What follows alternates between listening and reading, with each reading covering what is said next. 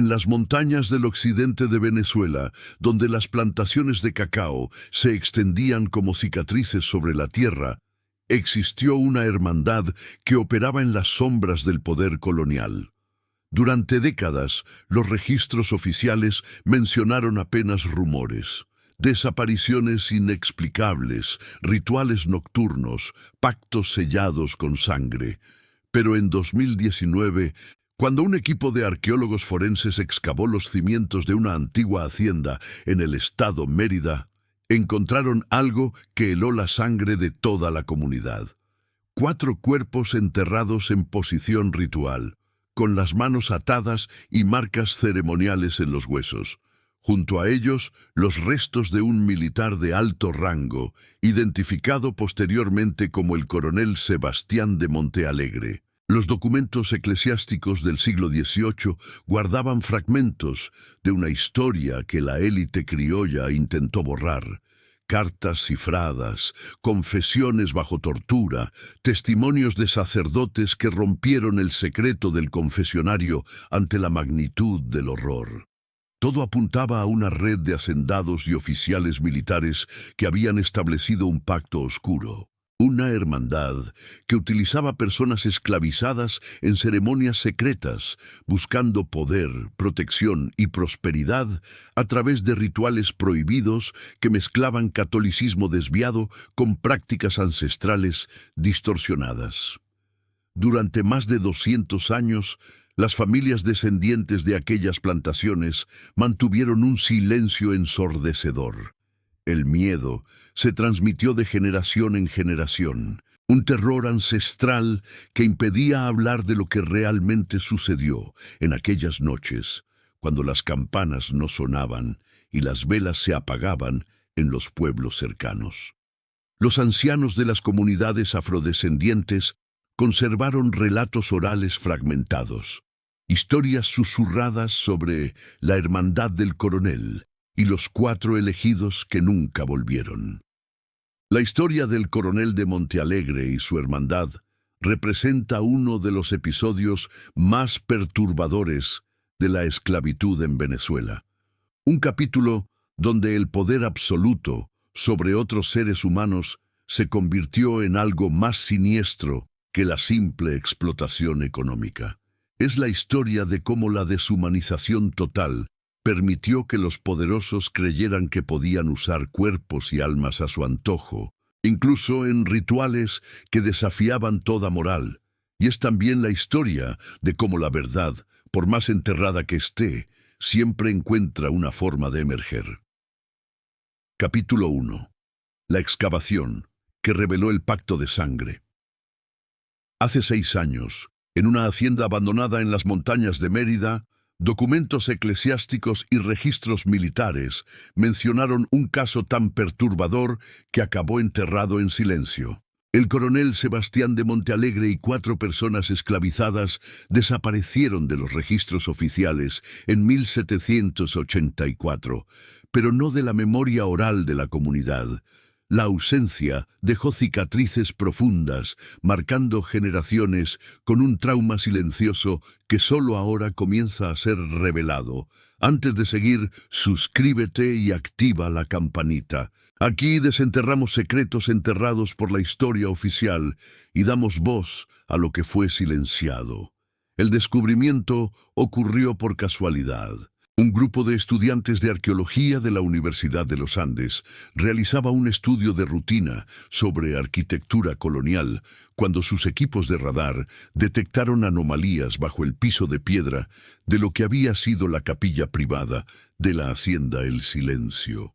Las primeras excavaciones revelaron huesos humanos, pero no fue hasta que limpiaron completamente el sitio que comprendieron la naturaleza ceremonial del entierro.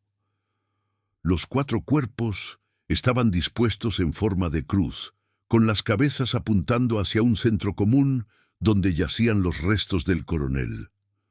Todos tenían las manos atadas a la espalda con cadenas de hierro que aún conservaban rastros de óxido mezclado con pigmentos vegetales. Los análisis forenses posteriores revelaron algo más inquietante. Los 4 cuerpos periféricos mostraban cortes precisos en las muñecas, mientras que el cuerpo central presentaba heridas autoinfligidas en ambos brazos. La disposición sugería un ritual donde la sangre de los 4 fue mezclada con la del coronel. La doctora Mercedes Solano, antropóloga forense que lideró la investigación, describió el hallazgo como uno de los casos más complejos y perturbadores de violencia ritual asociada a la esclavitud en América Latina. Los huesos contaban historias de vidas marcadas por el trabajo forzado, fracturas mal curadas, desgaste extremo en las articulaciones, señales de malnutrición crónica. Pero las marcas en las muñecas eran diferentes, más deliberadas, casi quirúrgicas en su precisión. En las semanas siguientes, el equipo forense descubrió más evidencias. Entre los escombros de la capilla encontraron fragmentos de un cáliz de plata con inscripciones en latín que no correspondían a ningún texto litúrgico conocido. Las palabras mezclaban referencias bíblicas con invocaciones que parecían adaptaciones de textos herméticos europeos. Un análisis más detallado reveló rastros de sangre humana en el interior del cáliz, preservada por más de 2 siglos gracias a las propiedades antisépticas de la plata. Los archivos de la diócesis de Mérida, consultados tras el descubrimiento, contenían referencias veladas a ceremonias irregulares en la hacienda El Silencio durante la década de 1780. Un documento fechado en 1785, apenas un año después de la desaparición del coronel, mencionaba una investigación eclesiástica que fue abruptamente cancelada por orden del capitán general de Venezuela. El caso fue sellado y los documentos relacionados fueron enviados a Caracas, donde supuestamente se perdieron en un incendio en 1812. Pero la memoria oral de las comunidades afrodescendientes de la región había preservado fragmentos de la verdad. Los ancianos hablaban de la noche de los elegidos, cuando 4 personas fueron llevadas a la capilla y nunca regresaron. Hablaban de cánticos en lenguas extrañas, de luces que brillaban hasta el amanecer, de gritos que fueron silenciados por el sonido de tambores ceremoniales. Hablaban de cómo, después de aquella noche, el coronel nunca más fue visto en público y de cómo la hacienda comenzó a declinar hasta convertirse en ruinas.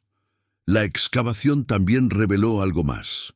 Bajo el piso de la capilla, los arqueólogos encontraron una cámara oculta.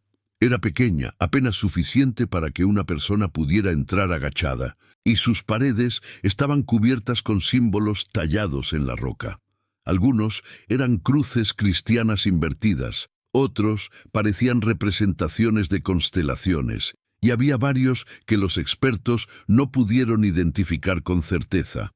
En el centro de la cámara había un altar de piedra con canales tallados, que convergían en un recipiente central, diseñado claramente para recoger líquidos. Los análisis químicos del altar revelaron concentraciones significativas de hierro y proteínas humanas, confirmando que había sido usado para procedimientos que involucraban sangre. La disposición de los canales sugería que el ritual requería la participación de múltiples personas simultáneamente, cada una contribuyendo al recipiente central. Era un sistema diseñado para mezclar, para unir, para crear algo nuevo a partir de la fusión forzada de vidas humanas. El equipo forense también identificó a las 4 víctimas a través de análisis de ADN y comparación con registros de bautismo de personas esclavizadas en la región. Eran Miguel, de aproximadamente 35 años, Juana, de 28 años, Pedro, de 42 años, y una adolescente llamada Rosa, de apenas 16 años. Todos habían sido propiedad del coronel de Montealegre. Todos habían trabajado en sus plantaciones de cacao, y todos habían desaparecido la misma noche de marzo de 1784. La pregunta que resonaba en la mente de todos los investigadores era inevitable. ¿Qué llevó a un coronel del ejército español, un hombre de posición y poder, a participar en un ritual tan oscuro que terminó con su propia vida y la de 4 personas inocentes? ¿Qué buscaba obtener?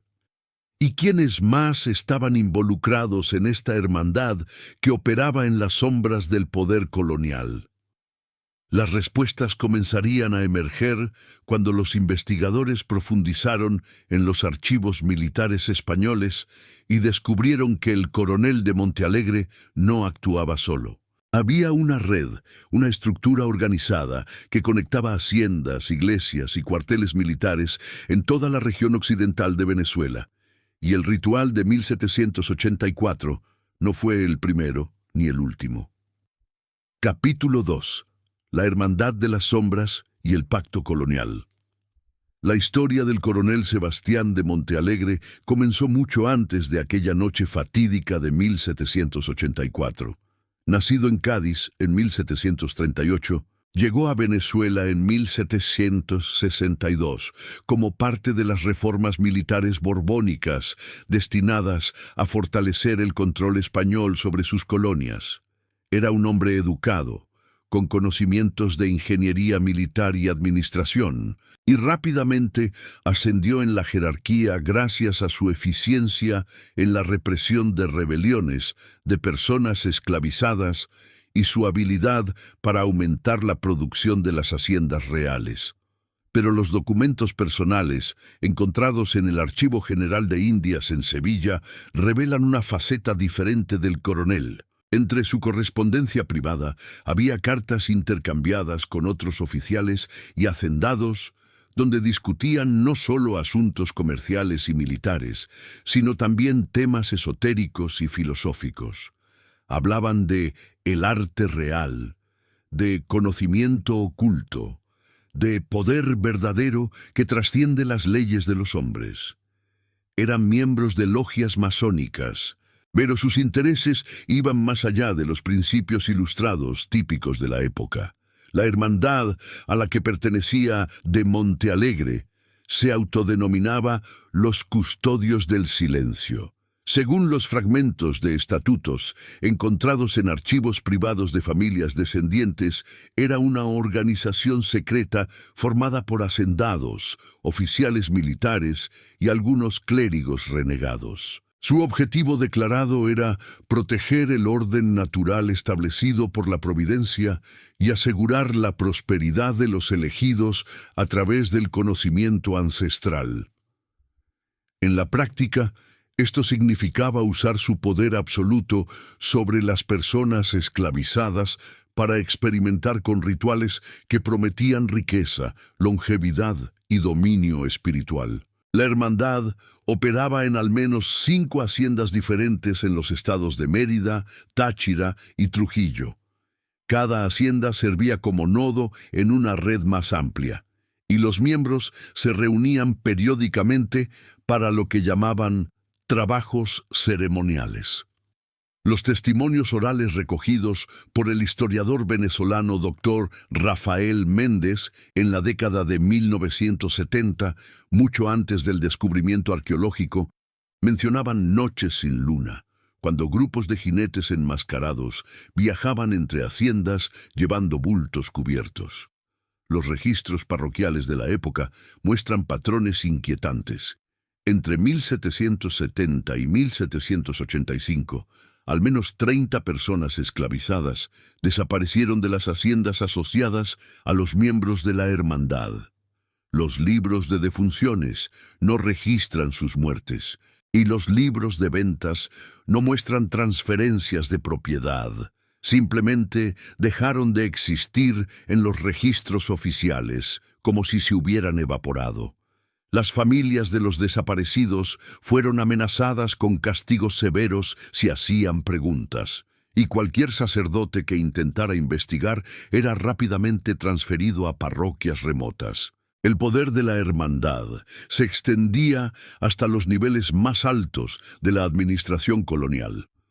El capitán general Manuel González Torres de Navarra, quien gobernó Venezuela entre 1782 y 1786, era protector conocido del grupo. Documentos del Consejo de Indias muestran que bloqueó sistemáticamente cualquier investigación sobre las irregularidades en las haciendas de los miembros, argumentando que eran asuntos internos de propiedad privada que no concernían a las autoridades eclesiásticas. ¿Pero qué buscaban realmente estos hombres?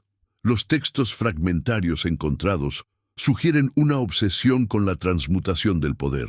Creían que el acto de mezclar la sangre de personas esclavizadas con la suya propia en contextos ceremoniales específicos les transferiría no solo la fuerza vital de las víctimas, sino también una especie de dominio espiritual sobre la tierra y sus recursos.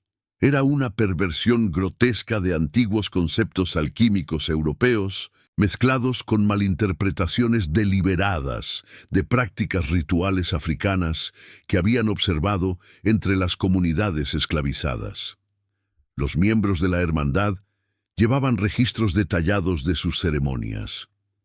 Aunque la mayoría de estos documentos fueron destruidos, algunos fragmentos sobrevivieron en colecciones privadas. Describían rituales que duraban toda la noche, con preparaciones que incluían ayunos, invocaciones en latín y lenguas que no pudieron ser identificadas, y el uso de instrumentos ceremoniales específicos.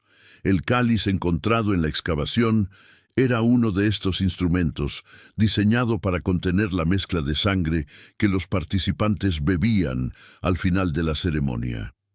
La estructura jerárquica de la hermandad era estricta. Había 3 niveles de iniciación, cada uno requiriendo la participación en ceremonias de creciente intensidad. Los iniciados del primer nivel asistían pero no participaban directamente en los rituales de sangre. Los del segundo nivel actuaban como asistentes, preparando a las víctimas y manteniendo el orden ceremonial. Solo los miembros del tercer nivel, entre los que se encontraba el coronel de Montealegre, participaban en el acto final de mezclar su sangre con la de las víctimas. Las víctimas eran seleccionadas según criterios específicos que la hermandad consideraba importantes para el éxito del ritual. Buscaban individuos jóvenes y saludables, preferiblemente nacidos en África o descendientes directos de primera generación, con habilidades o características que los hacendados codiciaban: fuerza física excepcional, resistencia al calor extremo, conocimiento de herbolaria, habilidades artesanales. La creencia perversa era que estas cualidades podían ser transferidas a través del ritual de sangre. La noche del 15 de marzo de 1784 fue diferente. Según los fragmentos de diarios encontrados, esta ceremonia no era rutinaria. Era lo que la hermandad llamaba el gran trabajo, un ritual que supuestamente solo se realizaba una vez por generación y que requería un sacrificio personal del líder. El coronel de Montealegre, como miembro de mayor rango presente aquella noche, debía actuar no solo como maestro de ceremonias, sino como participante central que ofrecería su propia vida como catalizador final del proceso. Los otros miembros de la hermandad estaban presentes aquella noche. Los registros sugieren que había al menos 8 hacendados más en la capilla, actuando como testigos y asistentes. Pero algo salió terriblemente mal.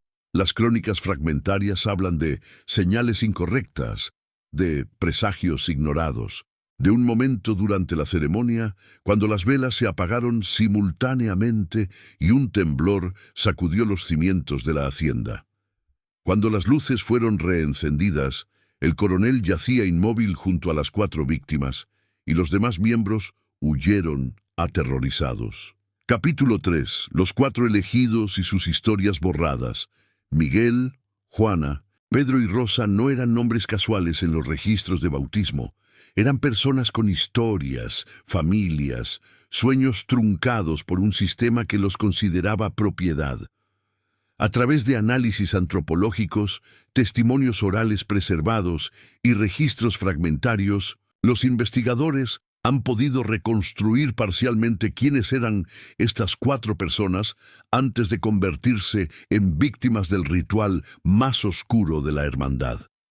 Miguel había nacido en el Reino de Congo, en África Central, alrededor de 1749.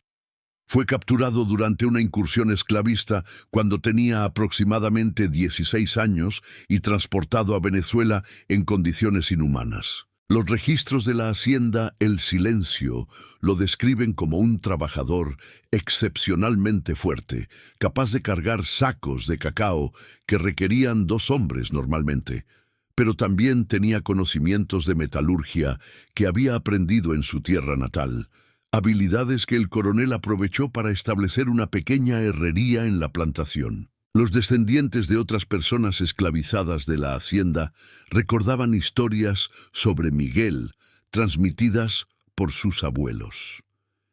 Era un hombre callado pero respetado, que intentaba mantener vivas las tradiciones de su pueblo, enseñando canciones y historias a los niños cuando los capataces no vigilaban. Había formado familia con una mujer llamada Teresa, y juntos tenían 2 hijos pequeños. La noche que fue llevado a la capilla, sus hijos nunca volvieron a ver a su padre, y Teresa fue vendida a otra hacienda 2 semanas después para evitar que hiciera preguntas. Juana era criolla, nacida en la propia hacienda en 1756. Su madre había sido traída de las costas de lo que hoy es Ghana, y su padre era desconocido. Probablemente uno de los capataces o el propio hacendado anterior al coronel. Los registros la describen como partera y curandera, con conocimientos extensos de plantas medicinales de la región. Las mujeres esclavizadas de otras haciendas venían secretamente a consultarla cuando enfermaban o cuando el maltrato de los amos se volvía insoportable. Juana conocía hierbas que aliviaban el dolor, que curaban fiebres, y también aquellas que podían prevenir embarazos no deseados. Este último conocimiento probablemente la convirtió en objetivo de la hermandad. Los registros fragmentarios sugieren que buscaban no solo fuerza física, sino también conocimiento esotérico. Para los miembros de la hermandad, los saberes de Juana sobre plantas y curación representaban un poder que querían absorber. Las historias orales cuentan que la noche antes de ser llevada a la capilla, Juana le entregó a una amiga un paquete de semillas y raíces, susurrando: «Guarda esto. Si no regreso, estas plantas mantienen viva nuestra memoria». Pedro era el mayor de los 4, un hombre de aproximadamente 42 años, que había llegado a Venezuela desde Angola en su juventud. Había sobrevivido al terrible pasaje del Atlántico, a epidemias que mataron a docenas en las haciendas y a múltiples intentos de escape que le habían costado cicatrices permanentes en la espalda. Los registros disciplinarios lo mencionan frecuentemente como rebelde y problemático, alguien que se negaba a aceptar completamente su condición de esclavizado. Ahora, te invito a dejar en los comentarios desde dónde nos estás escuchando y la hora exacta en que escuchas esta historia. Quiero saber hasta dónde llegan estos relatos silenciados. Pero Pedro también era respetado entre los esclavizados por otra razón. Sabía leer y escribir. Había aprendido estos conocimientos de un sacerdote compasivo durante su juventud, antes de ser transferido a la hacienda del coronel. Esta alfabetización era peligrosa en manos de una persona esclavizada, y Pedro la mantenía en secreto, usando sus habilidades para ayudar a otros a entender documentos, escribir peticiones que nunca eran enviadas, mantener registros ocultos de los abusos que sufrían. Los investigadores creen que Pedro pudo haber dejado algún tipo de testimonio escrito sobre la hermandad, pero nunca ha sido encontrado. Rosa era la más joven, apenas 16 años cuando fue llevada a la capilla. Había nacido en la hacienda, hija de una mujer que murió en el parto de su tercer hijo.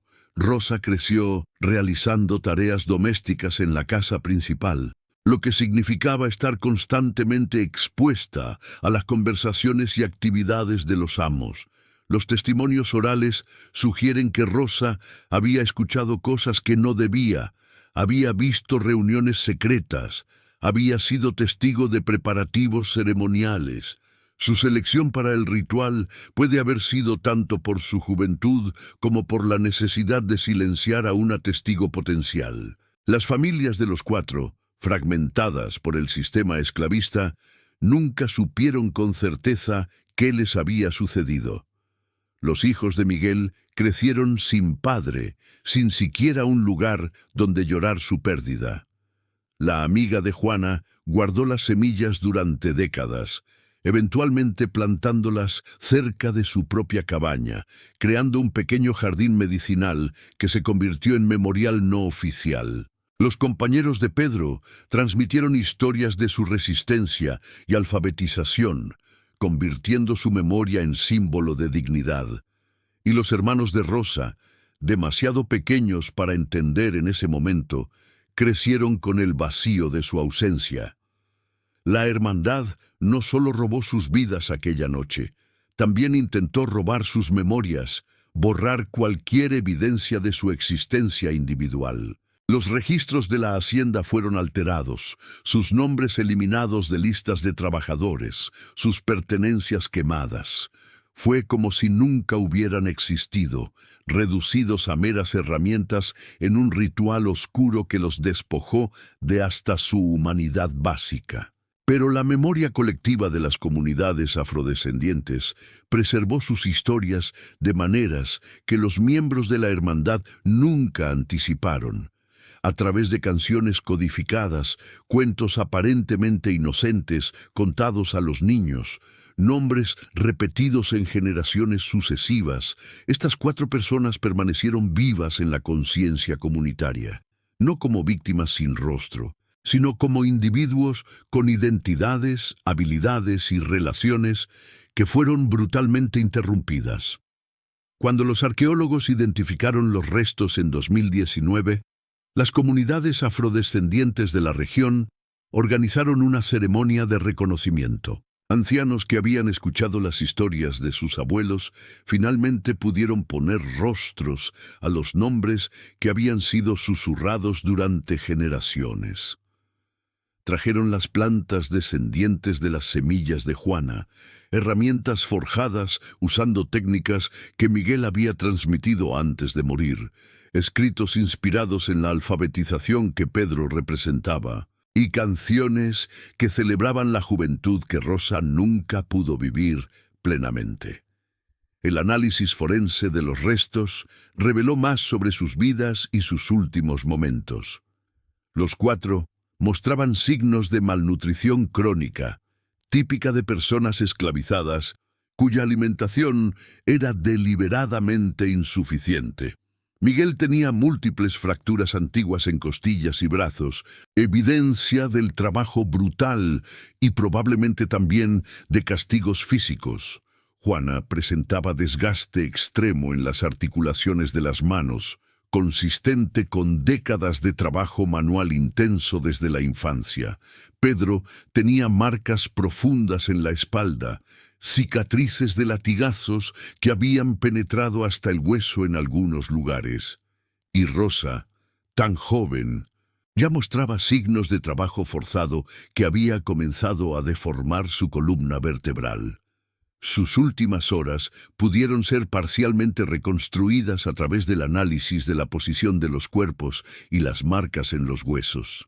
Fueron llevados a la capilla por separado, probablemente sin saber que otros también habían sido seleccionados. Las marcas en sus muñecas sugieren que fueron inmovilizados con cadenas mucho antes del momento final, quizás durante horas de preparación ceremonial. Los cortes en sus brazos fueron hechos con precisión, diseñados para desangrar lentamente mientras mantenían a las víctimas conscientes el mayor tiempo posible. El horror de lo que sufrieron aquella noche trasciende la capacidad de las palabras para describirlo adecuadamente. Fueron reducidos a recipientes, a fuentes de un líquido que los miembros de la hermandad creían les daría poder. Sus últimos pensamientos, sus miedos, sus oraciones, todo fue ignorado por hombres que los habían deshumanizado tan completamente que podían usar sus cuerpos en rituales sin sentir ni siquiera la más mínima compasión. Capítulo 4. El ritual fallido y la dispersión de la hermandad. La noche del 15 de marzo de 1784 comenzó como las anteriores ceremonias de la hermandad, pero algo fundamental cambió en las horas previas al amanecer. Los fragmentos de documentos recuperados de archivos privados y los testimonios orales preservados permiten reconstruir parcialmente lo que sucedió en aquella capilla, aunque muchos detalles permanecen envueltos en misterio y terror.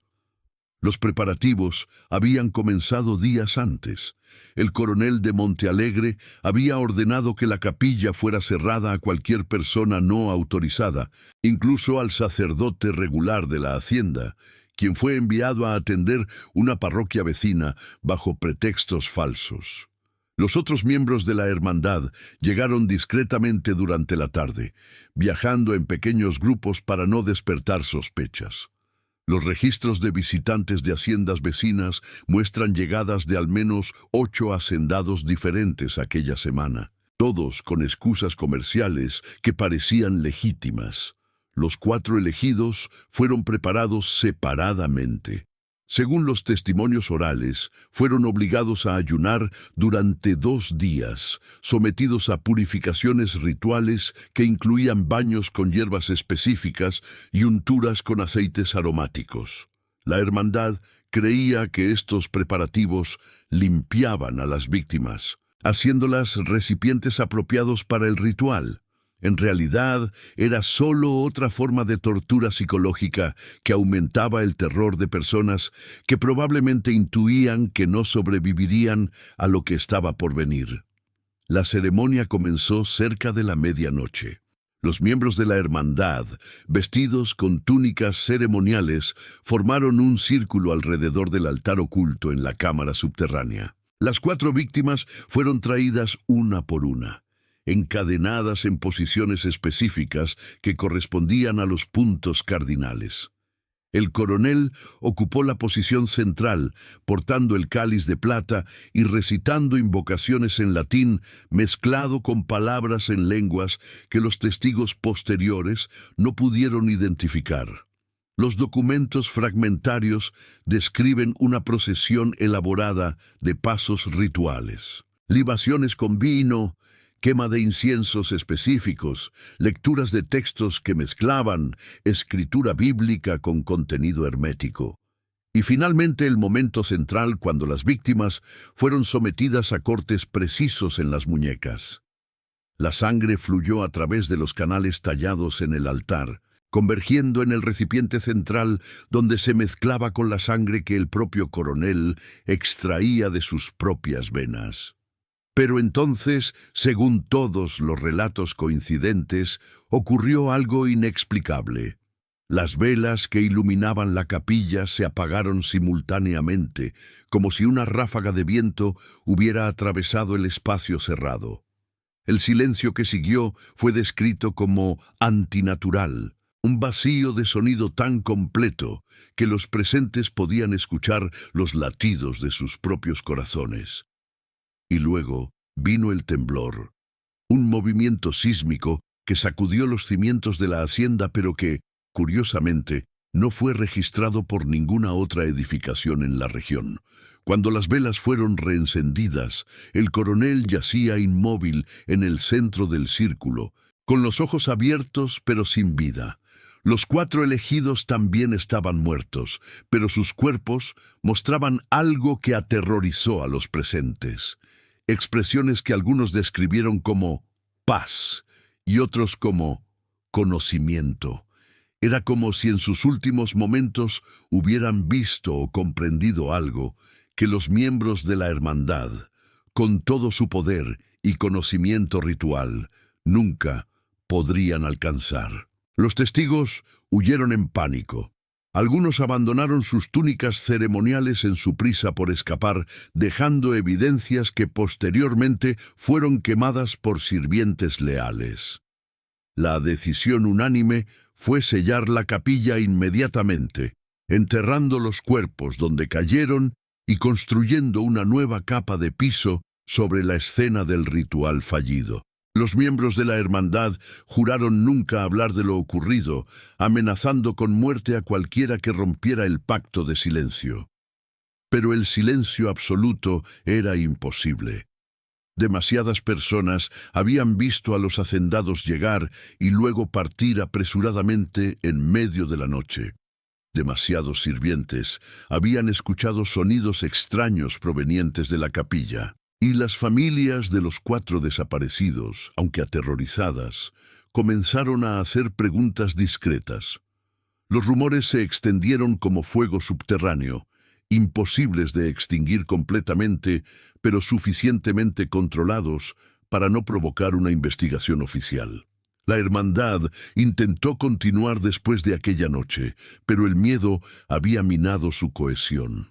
Varios miembros se retiraron a sus haciendas y nunca más asistieron a ceremonias.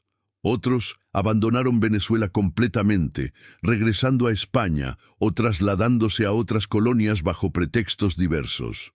Los que permanecieron redujeron drásticamente sus actividades, limitándose a reuniones ocasionales que gradualmente perdieron su carácter ceremonial y se convirtieron en simples encuentros sociales. Los documentos eclesiásticos muestran un cambio notable después de 1784. El obispo de Mérida, quien probablemente había escuchado rumores inquietantes, ordenó una serie de visitas pastorales a todas las haciendas de la región. Varios sacerdotes fueron reemplazados y se establecieron nuevas regulaciones sobre el acceso a capillas privadas. Aunque la investigación oficial nunca mencionó específicamente a la hermandad o al coronel de Monte Alegre, el mensaje era claro. Las autoridades eclesiásticas sabían que algo perturbador había ocurrido y estaban tomando medidas preventivas. La hacienda El Silencio comenzó un declive inmediato. Sin el coronel para administrarla y con los otros miembros de la hermandad distanciándose de cualquier asociación con la propiedad, la producción de cacao cayó drásticamente. Las personas esclavizadas, sintiendo el cambio en el poder, comenzaron a trabajar con menos eficiencia, sabiendo que los castigos ahora eran menos severos debido a la ausencia de liderazgo fuerte. En 1790, apenas 6 años después del ritual fallido, la hacienda fue vendida a una familia que no tenía conexión con la hermandad. Los nuevos propietarios nunca supieron lo que yacía enterrado bajo el piso de la capilla. Realizaron algunas renovaciones, pero evitaron la capilla después de que varios trabajadores reportaran sensaciones inquietantes en ese espacio. Eventualmente, la capilla fue cerrada y convertida en almacén, una forma de deshonrarla que probablemente habría horrorizado a los miembros de la hermandad, pero que ayudó a preservar la escena del crimen durante más de 2 siglos. Capítulo 5. El descubrimiento de los documentos ocultos. En 2021, 2 años después del descubrimiento arqueológico inicial, una revelación adicional sacudió la investigación. Una descendiente de uno de los miembros de la hermandad, una mujer llamada Elena Torrealba, contactó a los investigadores con información que su familia había guardado en secreto durante generaciones. En el sótano de su antigua casa familiar en Trujillo, preservados en baúles sellados con cera, había documentos que sus ancestros nunca se atrevieron a destruir, pero tampoco a revelar.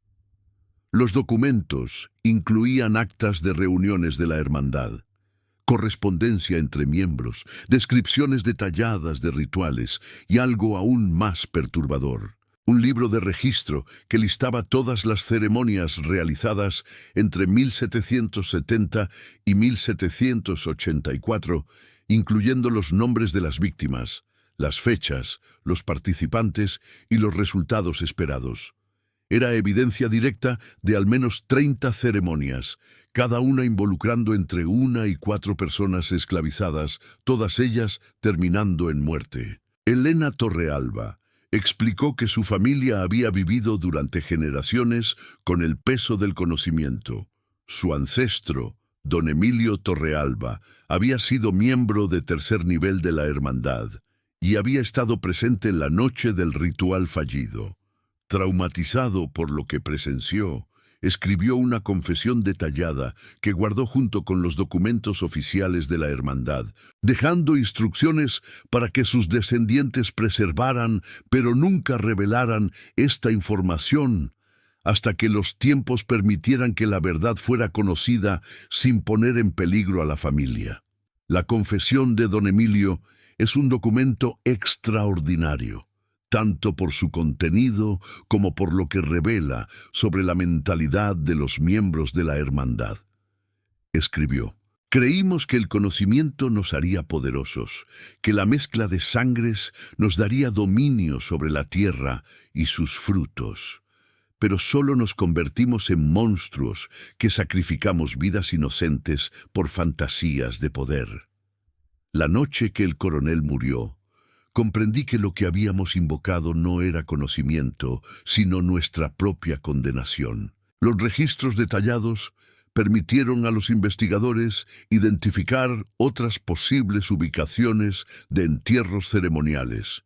Equipos forenses fueron enviados a 4 haciendas adicionales mencionadas en los documentos, y en 3 de ellas encontraron restos humanos en circunstancias similares a los de la hacienda El Silencio. Los análisis confirmaron que todos los restos correspondían a personas esclavizadas que habían desaparecido de los registros oficiales durante las fechas mencionadas en el libro de la hermandad. Uno de los descubrimientos más perturbadores fue una hacienda en Táchira, donde encontraron restos de al menos 7 individuos enterrados en una configuración aún más compleja que la de El Silencio. Los cuerpos estaban dispuestos en forma de estrella de 7 puntas, con evidencia de que el ritual había sido realizado en múltiples etapas durante varios meses. Los documentos indicaban que esta había sido una ceremonia particularmente ambiciosa, diseñada para asegurar la prosperidad de la hermandad por 7 generaciones. Los documentos también revelaron la estructura financiera de la hermandad. Los miembros contribuían con fondos significativos para adquirir los instrumentos ceremoniales, pagar a cómplices que mantenían el silencio y compensar a autoridades que hacían la vista gorda ante irregularidades.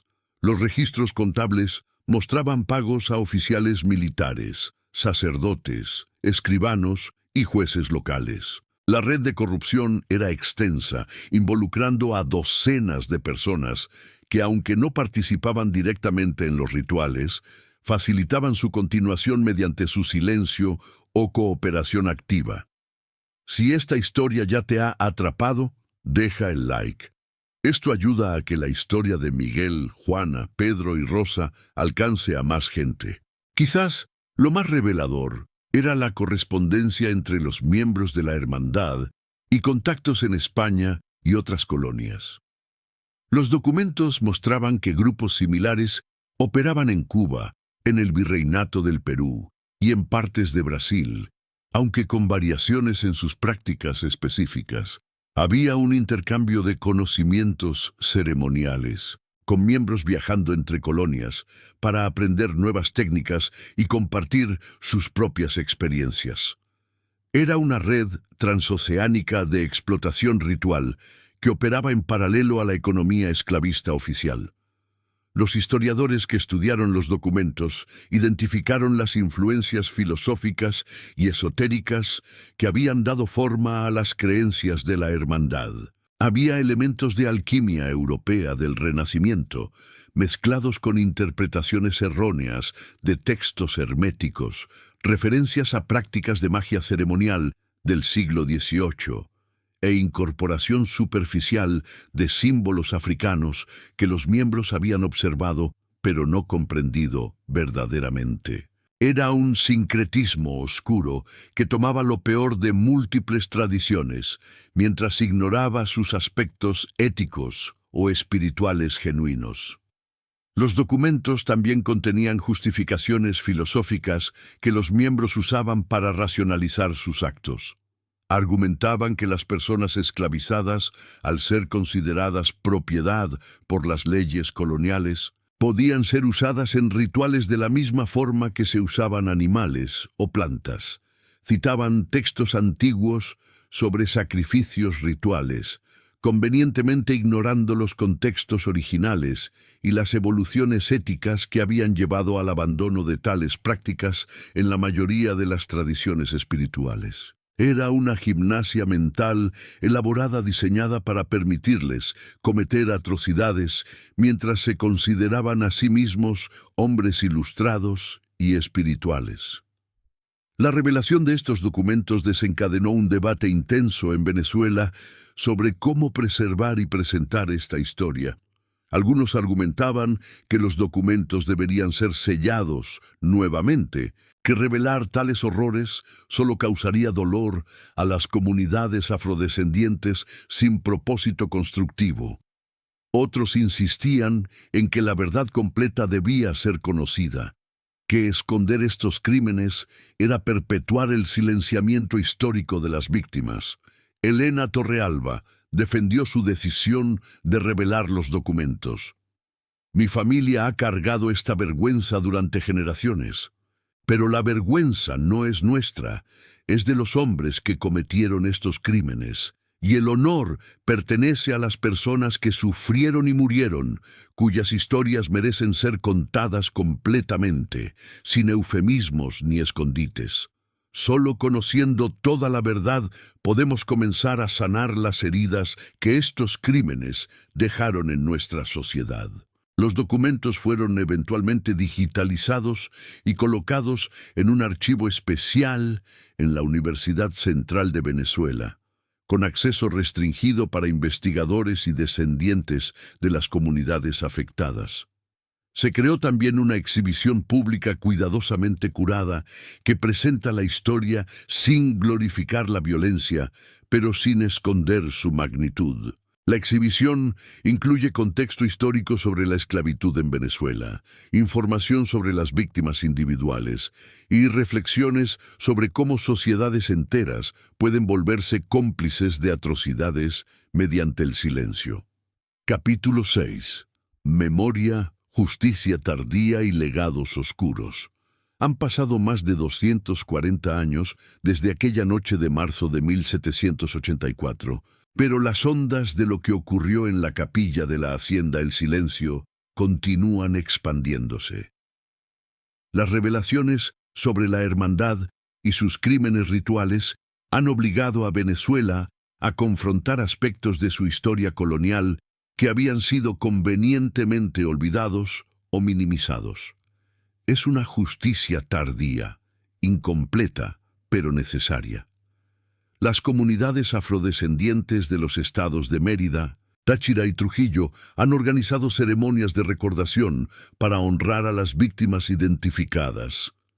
En 2023 se erigió un memorial en el sitio de la antigua hacienda El Silencio, un espacio de piedra y jardines diseñado por artistas afrodescendientes que incorpora símbolos de memoria y resistencia.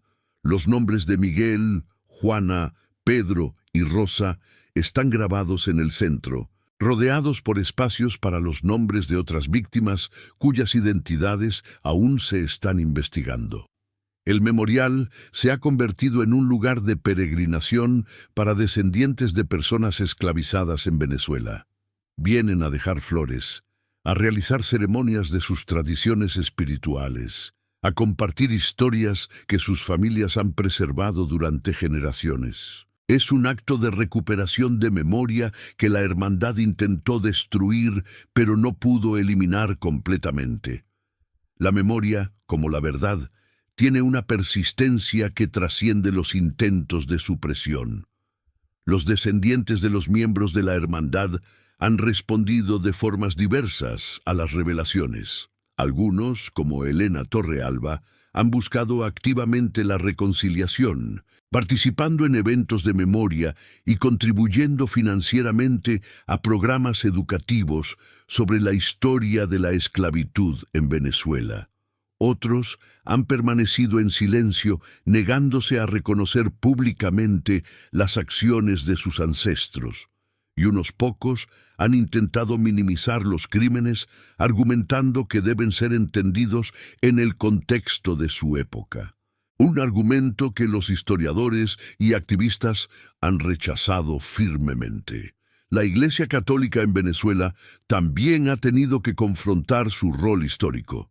Si bien sacerdotes individuales intentaron investigar las irregularidades en las haciendas, la jerarquía eclesiástica frecuentemente bloqueó o limitó estas investigaciones para mantener buenas relaciones con los poderosos. En 2024, el arzobispo de Mérida emitió una declaración formal reconociendo los fallos institucionales de la Iglesia en proteger a los más vulnerables durante el período colonial y comprometiéndose a apoyar esfuerzos educativos sobre esta historia.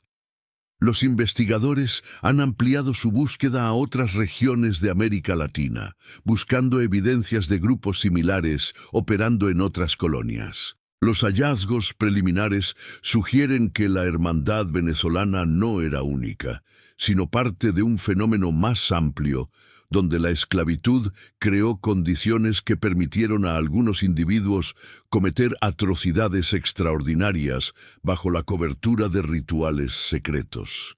Cada descubrimiento adicional refuerza la necesidad de examinar completamente la historia de la esclavitud, no solo sus aspectos económicos y sociales, sino también sus dimensiones más oscuras y perturbadoras. El impacto educativo ha sido significativo.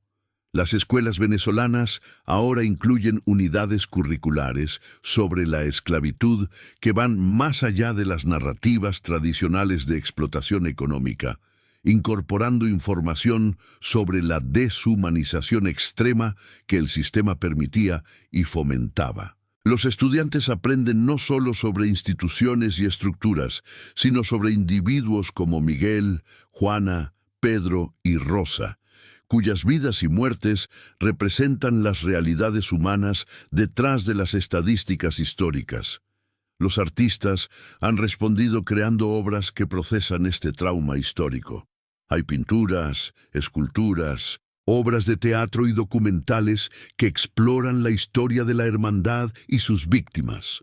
Una obra de teatro particularmente impactante, Las voces del silencio, presenta monólogos imaginados de las 4 víctimas principales, dándoles palabras que nunca pudieron pronunciar, pero que resuenan con las experiencias documentadas de personas esclavizadas en toda América Latina. La investigación continúa. Equipos forenses todavía están excavando sitios adicionales mencionados en los documentos de la hermandad. Cada descubrimiento trae nuevas víctimas a la luz, nuevas historias que demandan ser contadas. El proceso es lento, meticuloso, frecuentemente doloroso, pero absolutamente necesario. Como dijo la doctora Mercedes Solano, la antropóloga forense que lideró las excavaciones iniciales. Cada hueso que desenterramos es una vida que fue robada. Cada nombre que recuperamos es un acto de resistencia contra el olvido que los perpetradores intentaron imponer. Las implicaciones legales también están siendo exploradas. Aunque los crímenes ocurrieron hace más de 2 siglos y todos los perpetradores directos están muertos, algunos juristas están argumentando que debería haber un reconocimiento legal formal de estos crímenes contra la humanidad. Proponen la creación de una comisión de verdad específicamente enfocada en crímenes rituales durante la esclavitud, que documentaría oficialmente estos casos y proporcionaría reconocimiento a las víctimas y sus descendientes. La historia de la hermandad también ha generado reflexiones más amplias sobre poder, deshumanización y las condiciones que permiten que atrocidades ocurran. Los psicólogos sociales estudian cómo individuos aparentemente educados y civilizados pudieron participar en actos de tal crueldad. Los filósofos debaten las estructuras de pensamiento que permitieron a los miembros de la hermandad racionalizar lo irracional, y los activistas usan esta historia como ejemplo de por qué la vigilancia constante contra la deshumanización de cualquier grupo es esencial. Para las comunidades afrodescendientes de Venezuela, esta historia es simultáneamente dolorosa y empoderadora. Es dolorosa porque revela dimensiones de sufrimiento que van más allá de lo que ya sabían sobre la esclavitud. Pero es empoderadora porque demuestra la persistencia de la memoria comunitaria, la importancia de preservar historias orales y la capacidad de la verdad para emerger incluso después de siglos de supresión, como dijo una líder comunitaria durante una ceremonia en el memorial. Nos quitaron los cuerpos de nuestros ancestros, pero nunca pudieron quitarnos su memoria, y ahora, finalmente, el mundo conoce sus nombres. Suscríbete al canal para conocer más historias prohibidas y olvidadas. Gracias por acompañar el caso de la Hermandad del Coronel de Montealegre. Nos vemos en el próximo video.